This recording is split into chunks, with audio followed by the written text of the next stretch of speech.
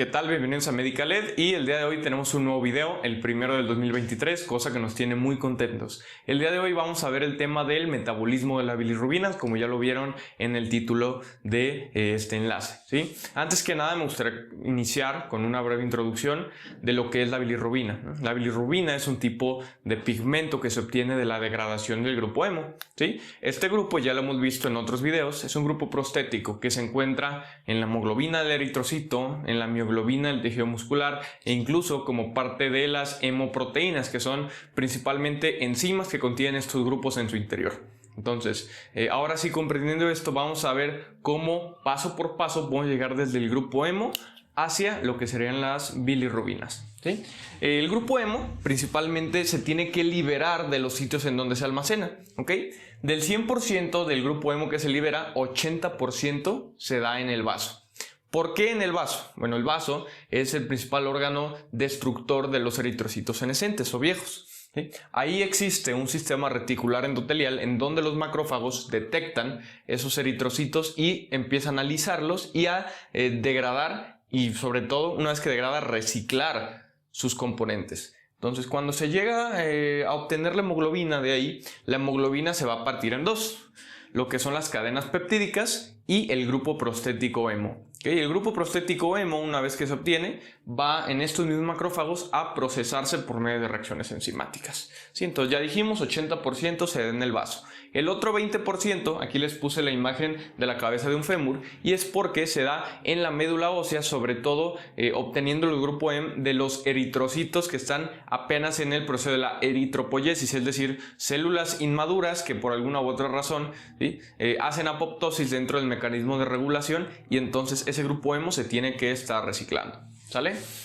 Una vez que ya se tiene el grupo hemo, van a ser dos las reacciones enzimáticas que van a ser necesarias para convertirlo a bilirrubina no conjugada. El primero de ellos es mediante la acción de la hemooxigenasa, que convierte el grupo hemo en biliverdina, y de manera continua la biliverdina va a pasar a ser bilirrubina no conjugada por medio de la bilirrubina reductasa, es decir, una reacción de óxido-reducción. Una vez que llegamos a tener esta bilirrubina, hay que contar ciertas características particulares. La bilirrubina no conjugada es liposoluble, es decir, en concentraciones normales no puede viajar sola a través de la sangre y necesita proteínas transportadoras para que pueda ser acarreada. La principal de ellas es la albúmina, ¿sí? Que es la proteína también en mayor concentración en sangre. Sin embargo, hay otras que en ciertas maneras o en ciertos fenómenos muy específicos pueden acarrear, ¿sale? Como depende de la albúmina, también los procesos que intervienen con la cantidad de albúmina pues son súper importantes. Por ejemplo, personas con hipoproteinemia debido a falla hepática, debido a falla renal en donde hay proteinuria, es decir, fuga de proteínas en la orina, o inclusive ciertos medicamentos como la rifampicina pueden alterar y bajar las concentraciones de esta albúmina, y entonces al bajarlas, ¿qué va a suceder? Pues va a haber demasiada bilirrubina no conjugada en sangre. ¿Okay? La bilirrubina no conjugada, cuando está elevada en sangre y cuando ha superado la capacidad de unión de la albúmina, al ser liposoluble se va a empezar a pegar en cierto tipo de tejidos como la piel, ¿sí? Algo que nos da el fenómeno de ictericia. Incluso, un poquito más grave, esta bilirrubina no conjugada se puede pegar a nivel del sistema nervioso central, ¿sí? Por ejemplo, en los neonatos, la hiperbilirrubinemia neonatal puede generar un daño neurológico importante cuando estas cifras se exceden y empiezan a depositarse en estructuras como los ganglios basales, por ejemplo. Pero de manera fisiológica, la bilirrubina no conjugada en su totalidad va a unirse a la albúmina, y la albúmina, fíjense cómo va a llevar a esta bilirrubina no conjugada pues a lo que sería el tercer paso, que sería la captación, conjugación y excreción hepática, ¿sí? El hígado, una vez que recibe a lo que es la bilirrubina no conjugada junto con la albúmina, bueno, pues va a poder ingresarla, ¿verdad? Existen múltiples transportadores que lo pueden hacer, sobre todo transportadores asociadas a ciertos electrolitos como el cloro, ¿sí? Entonces, una vez que llega a esos transportadores, pues va a ingresar, ¿verdad? Sin embargo, recuerden algo, la bilirrubina no conjugada es liposoluble, es decir, que también puede difundir, debido a sus propiedades químicas, puede difundir la membrana del hepatocito. Aquí lo que vemos es a manera de representación, ¿verdad?, de un hígado. En realidad, lo que estamos aquí ilustrando es lo que pasa en cada hepatocito. ¿Sí? Recuerden que el hepatocito tiene contacto con sinusoides hepáticos que van a traer los contenidos de la sangre hacia ella, y después lo que recibe el hepatocito lo puede excretar a la sangre de nueva cuenta o a lo que sería la vía de los canalículos biliares. Entonces, esto es una mera representación. Una vez que entra, ahora sí, la bilirrubina, fíjense cómo va a pasar aquí a nivel del hepatocito a un sitio que es el retículo endoplásmico liso. ¿Sí? Ahí en el retículo existen ciertas proteínas como las ligandinas YY, que lo que hacen es unir a esta bilirrubina no conjugada y mantenerlas así. Una vez que las mantiene en esta zona, ahora sí viene el punto, digamos, esencial o el punto clave del metabolismo de las bilirrubinas. Y es que la bilirrubina no conjugada se tiene que transformar a bilirrubina conjugada. Esto mediante la acción de una enzima que es la que estamos viendo aquí. La enzima uridilglucuroniltransferasa. ¿Sale? ¿Cómo es que funciona esta enzima? Bueno, básicamente lo que va a hacer es que le va a añadir un grupo de ácido uridil difosfoglucurónico, ¿sí? Se lo añade, se queda, ahora esta bilirrubina que antes era no conjugada se queda como conjugada porque recibe a estos grupos glucurónicos. 1, 2, ¿vale? Entonces, al recibirlos, lo que hace la enzima es simplemente liberar el UDP, que había servido como nucleótido, digamos, de anclaje a el glucurónido, ¿sí? Entonces, al momento de hacer esta reacción enzimática, ahora sí la bilirrubina conjugada adquiere otras características. Por ejemplo, que ahora sí es hidrosoluble y no necesita de proteínas para viajar por la sangre. Bien, una vez que está conjugada la bilirrubina, puede tener, digamos, dos destinos. La mayor parte de la bilirrubina conjugada va a ser excretada a los canalículos biliares que forman posteriormente la vía biliar por medio de ciertos transportadores. El más importante, el transportador multidrogoresistente 2. ¿Sí? Sin embargo, también cierta cantidad de bilirrubina conjugada puede pasar a la sangre. ¿Sí? ¿Cómo lo hace? Bueno, por medio de cassettes que necesitan ATP para funcionar, que sería el caso del ABCC3, que permite excretarla sin ningún tipo de problema, ¿sí? Y una vez que lo excreta, lo interesante es que también la bilirrubina conjugada, además de ir aquí a la sangre, bueno, pues puede regresar y reincorporarse al hepatocito por medio de otro tipo de transportadores, como los transportadores de ácidos orgánicos o ATP 1 o 3.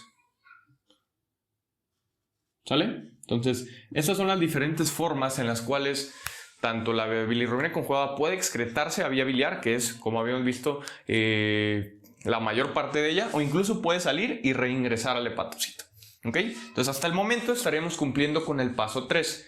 ¿Qué sucede con toda la bilirrubina conjugada que se excretó? La bilirrubina conjugada, así como cierto tipo de sales biliares, así como otro tipo de electrolitos, componentes lípidos y demás, van a formar un líquido que sería la bilis, ¿sí? La bilis ya vimos que termina formando el conducto hepático común. Este va a entrar a la vesícula biliar, que es el órgano que se encarga de simplemente concentrarla, de hacerla un poquito más fuerte, y una vez que la concentra, bueno, pues ahora sí va a irse por el conducto cístico y formar el colédoco, ¿sí? El colédoco va a permitir que la bilirrubina conjugada salga por la ámpula de Vater y finalmente llegue al esfínter de Oddi, que es el sitio en el cual se conecta la vía biliar con el intestino delgado, siendo más específicos, la segunda porción del duodeno. Ahí es donde se va a vaciar esta bilirrubina conjugada, ¿sí? Entonces, ¿qué sucede, por ejemplo, si tenemos algún tipo de lito, ¿sí?, o de cálculo aquí? Bueno, pues, primeramente me va a evitar el flujo normal de la bilis y sus componentes. Entonces, al evitarlo, la bilirrubina conjugada se va a empezar a almacenar ¿ok? Y al almacenarse va a empezar a aumentar sus niveles en sangre porque en lugar de irse para acá, pues va a terminar yéndose hacia los sinusoides hepáticos, ¿sí? Entonces, el comprender este tipo de metabolismo nos ayuda, por ejemplo, saber si la alteración está en el paso 1. Imagínense una persona que está haciendo hemólisis a grandes cantidades, lógico, va a aventar pues más bilirrubinas no conjugadas y eso va a darnos un patrón de ictericia. Pero ¿qué tal si en lugar de que sea hemólisis es un cálculo? Ya al nivel de los pasos es diferente y entonces nos va a dar otro tipo de alteraciones, ¿sale? Entonces lo importante de comprender el metabolismo es identificar bien los pasos para saber que cuando hay algo mal, bueno, se va a repercutir en algún punto, ¿sí? Retomando el tema, una vez que la bilirrubina conjugada llega al intestino delgado, pues a lo largo del tracto intestinal existen bacterias que forman la microbiota que se encargan de sobre todo hacer ciertos procesos enzimáticos. Las bacterias, sobre todo este tipo de bacterias que hacen la flora, van a tener una enzima que es la beta-glucuronidasa, ¿sí? Esta enzima convierte la bilirrubina conjugada en otro tipo de pigmento que es el estercobilinógeno, ¿sí? Que sería el cuarto paso. Una vez que se forma el estercobilinógeno, este va a seguir a lo largo de lo que es la vía intestinal hasta, pues bueno, tener que elegir dos caminos. ¿Y cuáles son estos dos caminos? El estercobilinógeno, ¿sí? Alrededor de 80%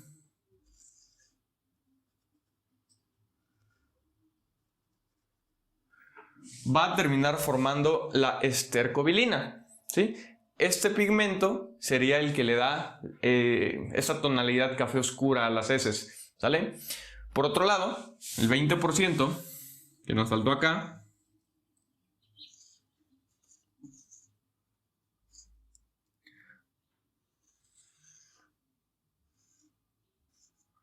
va a ser reabsorbido, ¿sí? Y al ser reabsorbido, ¿qué sucede? Pues el estercobilinógeno, que posee también características de liposolubilidad, va a llegar y va a poder regresar e ingresar al hepatocito, ¿okay? Entonces, lo que vemos es que entre el hígado, bilirrubina conjugada, tracto digestivo, bacterias, estercobilinógeno, ¿sí? Existe un ciclo un poquito más cercano, más estrecho. A eso se le llama circulación enterohepática, ¿ok? En donde la bilirrubina conjugada hace estercobilinógeno. Una vez que llega aquí con las bacterias, el estercobilinógeno se reabsorbe y hace un ciclo entre ellos. Esa es la circulación enterohepática, ¿sale? El último punto que nos falta por cubrir es, bueno, ¿qué pasa con el estercobilinógeno que no se fue a la circulación enterohepática? Porque aquí tenemos que hay cantidades de estercobilinógeno en sangre. Bueno, estas van a poder ser transformadas a urobilina, ¿sí? Y la urobilina es el pigmento que se encarga de darle esa tonalidad amarilla a la orina, ¿sabes? Entonces, de esta manera podemos comprender cómo a partir de la degradación del grupo M, lo que obtenemos es bilirrubinas, dos tipos, no conjugada, que en los estudios de laboratorio se mide como bilirrubina indirecta. Y también se obtiene, recuerden, la bilirrubina conjugada, que esta bilirrubina conjugada en los estudios de laboratorio aparece como bilirrubina directa, ¿sale? Esto por el mecanismo de medición con las que se obtienen. Y además de las bilirrubinas tenemos pigmentos como el estercobilinógeno, que da pie a la estercobilina y da también pie a la urobilina, ¿sale? Entonces con esto estaríamos prácticamente cerrando el video, ¿sí? Si les gustó, denle like, compartan y déjenme acá abajo si quieren ver un poquito más de este tema ya aunado a patologías como, por ejemplo, ictericia por causas obstructivas a nivel de colédoco, o si quieren abordar temas como la hemólisis, que también tiene mucho que ver el metabolismo de la bilirrubina. Déjenme todo esto en los comentarios, suscríbanse y nos vemos en el siguiente video.